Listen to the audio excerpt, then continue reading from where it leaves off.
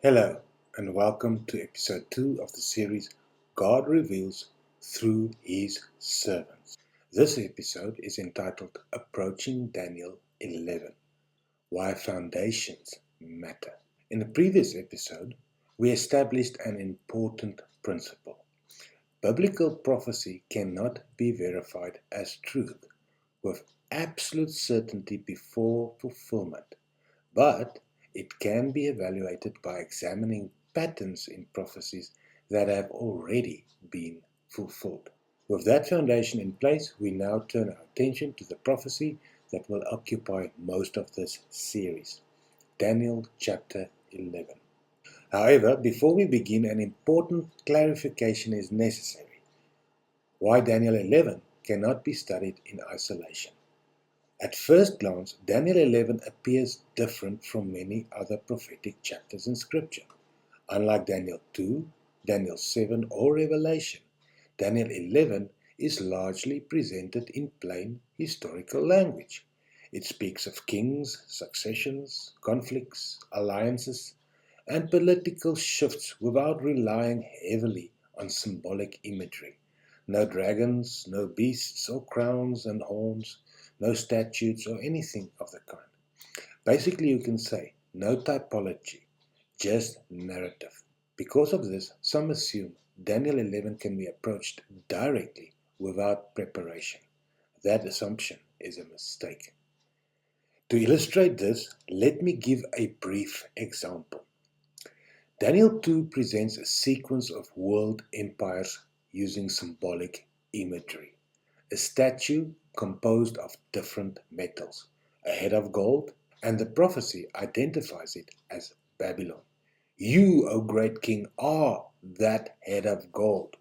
Then a chest and arms of silver, another kingdom will rise, hips of bronze, yet another, and legs of iron with feet of clay and iron mixed. Two more kingdoms, one solid, one mixed, and then a different kingdom altogether typified by a rock, smashing the statue, clearly indicating that one kingdom follows another in a defined historical order. Daniel 11, while written in straightforward language, follows the same historical progression. As one reads Daniel 11 carefully, the narrative moves through the same succession of powers already revealed elsewhere in the book of Daniel, from earlier empires towards later ones, but now described in detailed historical terms rather than symbols.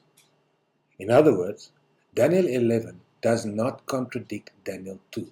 It expands upon it. This already tells us something crucial. Daniel 11 is not an isolated prophecy. It is part of a larger prophetic structure. But here is the critical point. Even though Daniel 11 uses plain language, it still requires interpretation, historical identification, sequence, scope, and emphasis. All depends on prior assumptions and interpretive rules. Without clearly defined principles, readers will inevitably impose their own frameworks onto the text, often unconsciously. This is precisely why interpretations of Daniel 11 diverge so dramatically across different theological streams. This is why we must pause and return to the foundations, and why it would be irresponsible to proceed directly into a verse-by-verse study of Daniel. Before doing so, we must first establish how prophecy communicates, how fulfilled prophecy should be evaluated, and which interpretive approaches are internally consistent. These foundational building blocks are not optional. They determine everything that follows. Therefore, the next several episodes will focus on these essential foundations. Only once they are clearly established will we return to Daniel 11, equipped to approach it with discipline, consistency, and intellectual honesty. This may feel slower than some expect, but it is the only way to ensure that when we finally engage Daniel 11 in detail, We are not merely reading our assumptions into the text. In the next episode, we will begin laying those foundations. Be sure to like and subscribe, and see you in the next episode. And may the Father of Jesus Christ bless you.